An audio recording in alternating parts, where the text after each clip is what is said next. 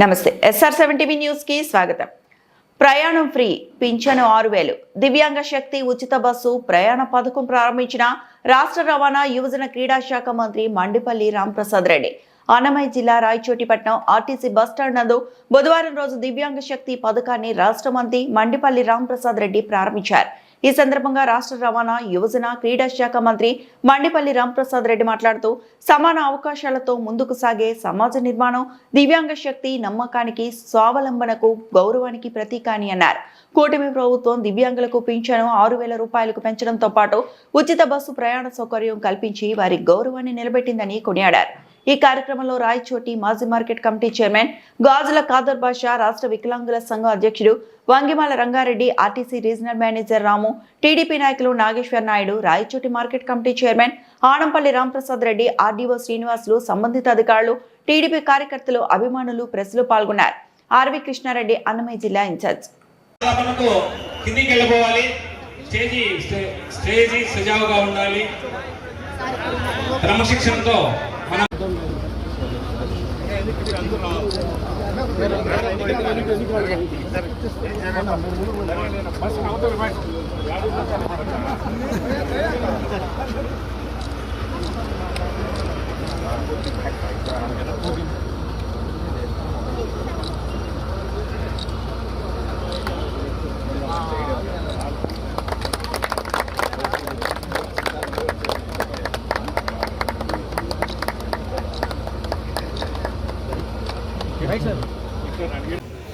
దివ్యాంగ శక్తి పథక ప్రారంభానికి చేసినటువంటి గౌరవ మంత్రివర్యులు మండిపల్లి రాంప్రసాద్ రెడ్డి గారికి, అలాగే మన ఎగ్జిక్యూటివ్ డైరెక్టర్ గారికి, ఆర్డీఓ గారికి, ఇక్కడ విచ్చేసినటువంటి రాజకీయ నాయకులకు, ఆర్టీసీ ఎంప్లాయీస్, అలాగే దివ్యాంగులందరికీ నా నమస్కారములు. మీ అందరికీ తెలిసిందే, సూపర్ 6 పథకంలో సూపర్ 2 పైన పథకము స్త్రీ శక్తి పథకము. ఆ స్త్రీ శక్తి పథకానికి అనుసంధానంగా ఈరోజు మళ్ళీ దివ్యాంగ శక్తి అనే పథకాన్ని ఈరోజు రాష్ట్ర వ్యాప్తంగా గౌరవ ముఖ్యమంత్రి గారు మంగళగిరిలో ప్రారంభిస్తున్నారు. ఈరోజు దాన్ని మన జిల్లాలో రాయచోటిలోనే ప్రారంభించాలని చెప్పేసి మన మంత్రి గారు ప్రధాన నిశ్చయంతో ఈరోజు ఈ కార్యక్రమాన్ని చేపడుతున్నాము. కాబట్టి రాబోయే రోజుల్లో ఇంతకుముందు ఏంటంటే 100% బ్లైండ్నెస్ ఉంటేనే మామూలుగా మన ఆర్టీసీ బస్సు 50%తో ప్రయాణం చేసేవాళ్ళు. కానీ ఈరోజు ఈ పథకం ద్వారా 40% ఉన్నప్పటికీ కూడా ఫ్రీ పథకం అనేది వర్తిస్తుంది. సో రాబోయే రోజుల్లో దివ్యాంగులంతా ఈ పథకాన్ని అందరూ వినియోగించుకొని వారి యొక్క ఆర్థిక స్వావలంబన చేకూరాలని చెప్పేసి కోరుకుంటూ విరమించుకున్నాను. Thank you. ఎవరు దివ్యాంగులు మన కుటుంబాల్లో ఉండొచ్చు, మన ఇంటి పక్కన ఉండొచ్చు, మన ఇంటి ముందర ఇంట్లో ఉండొచ్చు. అలాంటి కుటుంబాలను కూడా లోకంలో ఎక్కడా చిన్న చూపు చూడకూడదు అనే మంచి ఉద్దేశంతో ఈరోజు ఈ ప్రభుత్వం ఎన్నో కార్యక్రమాలు దివ్యాంగుల కోసం చేస్తూ వచ్చింది. దానిలో భాగంగానే ఆర్టీసీ బస్సు ఎక్కితే ఒక సీటు వాళ్ళ కోసం రిజర్వ్ ఉంటుంది. అలాగే ఉద్యోగాల్లో కానీ, స్కూల్లో సీట్లలో కానీ ప్రతి ఒక్క విషయంలో వాళ్ళ కోటాలు కల్పించిన ప్రభుత్వాలు ఉన్నాయి.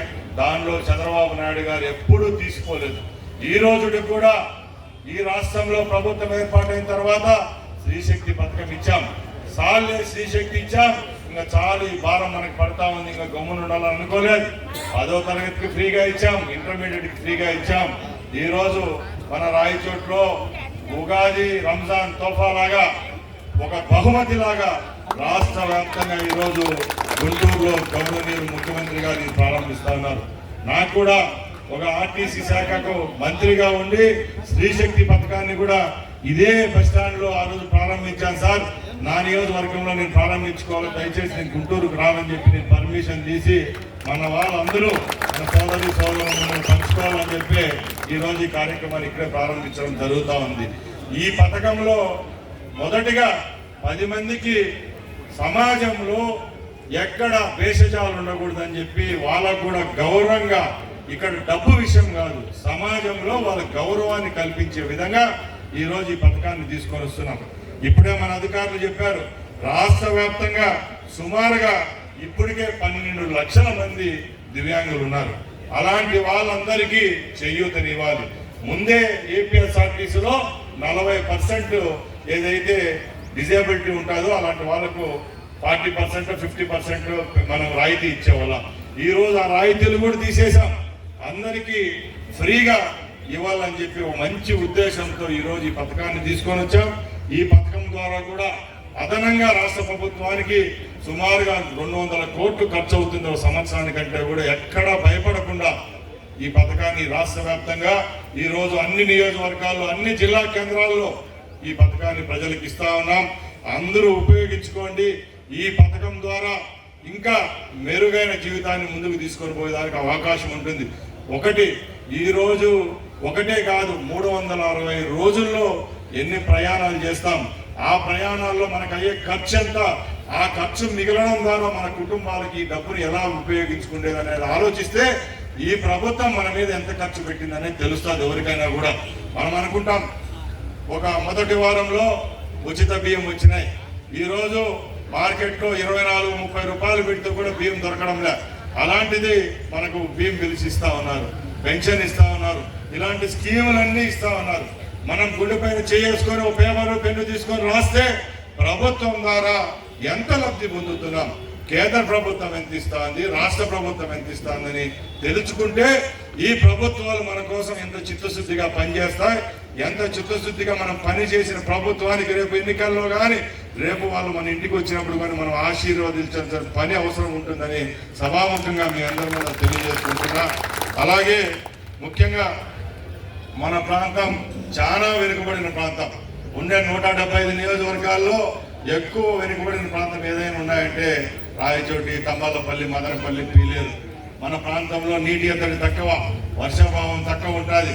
అప్పుడే మార్చి నెల వచ్చిందంటే ఎక్కడ చూసినా కూడా ఈ నీళ్ళ సౌకర్యాలు లేవు, నీళ్ళు అప్పుడే భూగర్భ జలాలు అంటుకుంటా ఉన్నాయి, బోర్లన్నీ సీజన్ పోతా ఉన్నాయి. అలాంటప్పుడు ఇలాంటి ప్రాంతానికి కూడా మంచి చేయాలనే లక్ష్యంతో ప్రభుత్వం పనిచేస్తూ ఉంది.